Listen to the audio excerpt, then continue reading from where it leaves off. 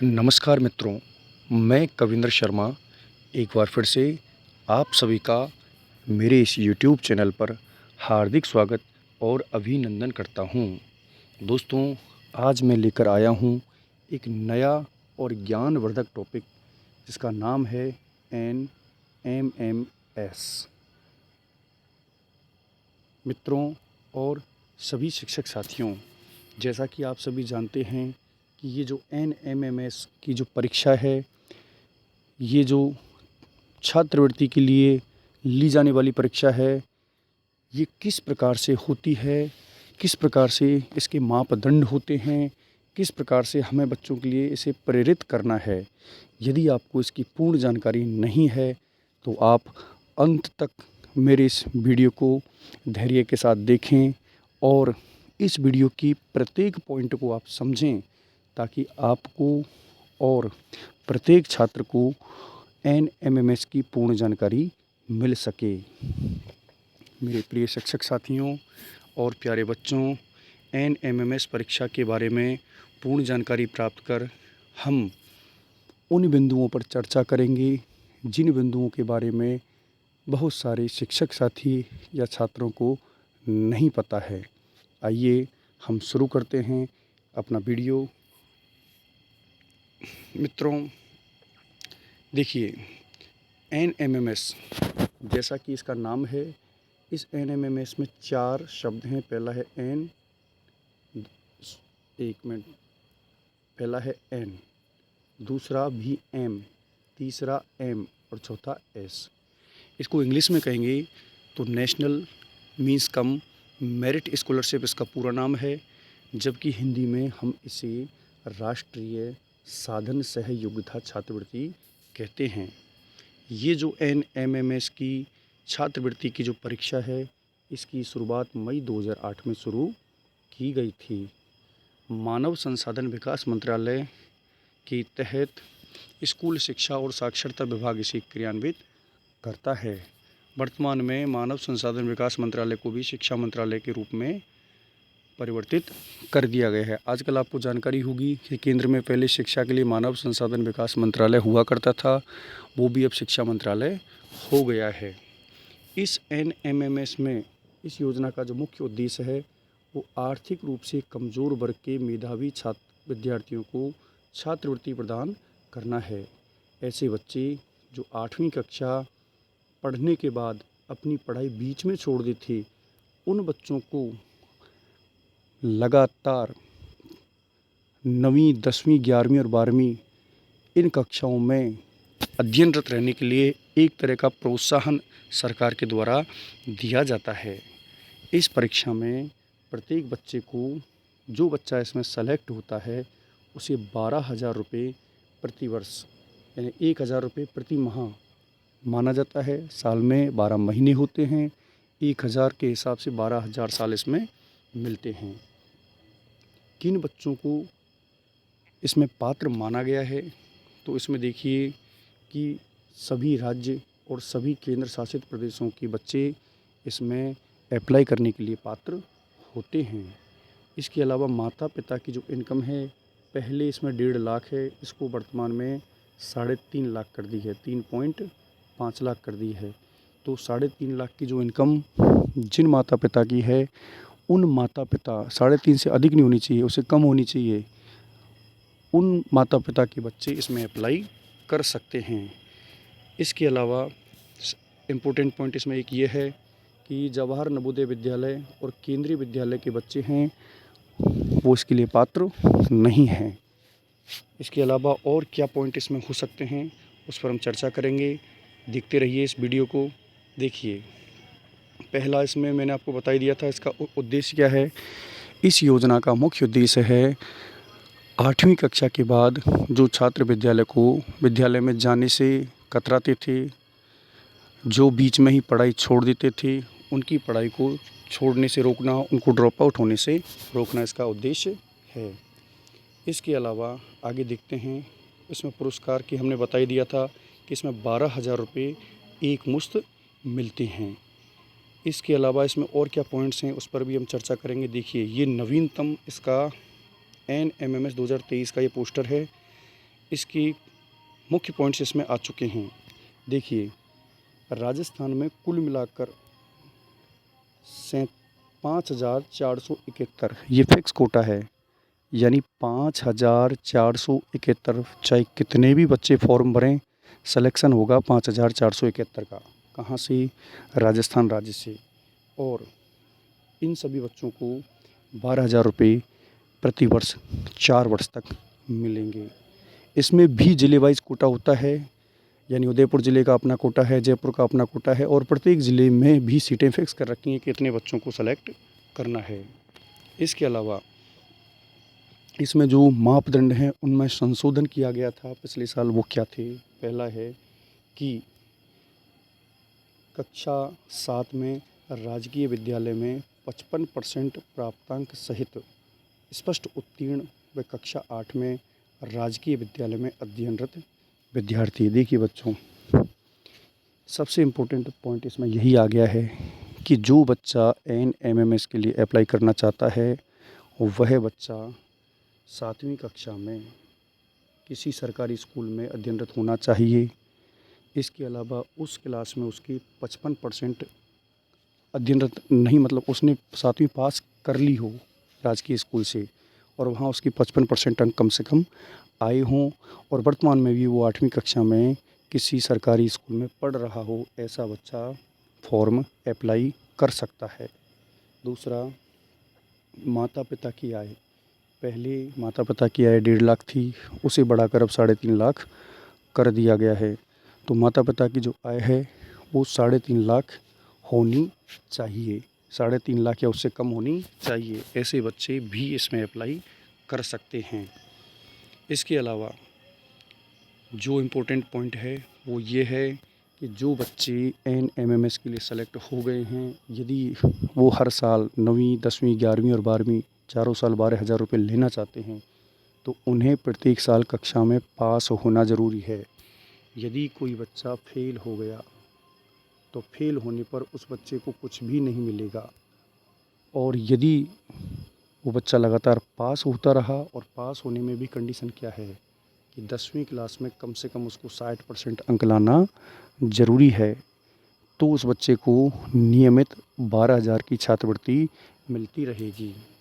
इसके अलावा जवाहर नवोदय विद्यालय, केंद्रीय विद्यालय, सैनिक स्कूल और प्राइवेट स्कूल में पढ़ने वाले बच्चों को इस योजना का लाभ नहीं मिलेगा। इसके अलावा अन्य निर्देश क्या हैं वो भी देख लेते हैं। यदि किसी बच्चे का सिलेक्शन हो जाता है तो सिलेक्शन होने के बाद उस बच्चे को यह नहीं सोचना है कि मैं सेलेक्ट हो गया हूँ तो मुझे 12,000 रुपये मिलना अब शुरू हो गए। उसके बाद उस बच्चे को NSP पोर्टल पर जाके अपना रजिस्ट्रेशन करवाना अनिवार्य है। यदि उस बच्चे का NSP पोर्टल पर रजिस्ट्रेशन नहीं हुआ तो भी उस बच्चे को 12,000 रुपये नहीं मिलेंगे। NSP पोर्टल पर पहली बार जब बच्चा कक्षा 8वीं से 9वीं में जाता है तो फ्रेश रजिस्ट्रेशन होता है।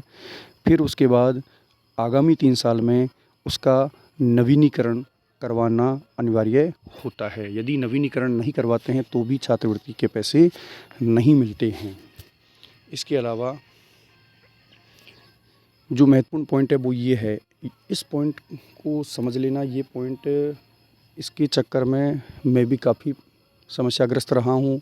मेरे विद्यालय के बालकों के लिए भी ये समस्या आई थी कि जब हमारे बालक NMMS के लिए अप्लाई कर देते हैं तो उस समय हमारी एक जिम्मेदारी होनी चाहिए कि प्रत्येक बालक के आधार कार्ड, शाला दर्पण रिकॉर्ड और बैंक डायरी, जिसको आजकल हम कहते हैं बैंक पासबुक, इन तीनों में जो डेटा है उसको मैच कर लें। यदि कहीं पर भी कोई मिसमैच हो रहा है तो तुरंत उसको हम ठीक कराएं। मान लो किसी बच्चे का नाम कहीं ना कहीं अलग है किसी में, तो उसको एक करें। पिता का नाम, डेट ऑफ बर्थ, माता का नाम, ये सारी चीज़ें मैच होनी चाहिए। यदि आप मैच नहीं कर पाए तो NSP पोर्टल पर ऑनलाइन करते समय डेटा मिसमैच हो जाएगा और ऐसी स्थिति में उसका रजिस्ट्रेशन नहीं होगा, तो भी छात्र छात्रवृत्ति से वंचित रह सकता है क्या, हो ही जाएगा।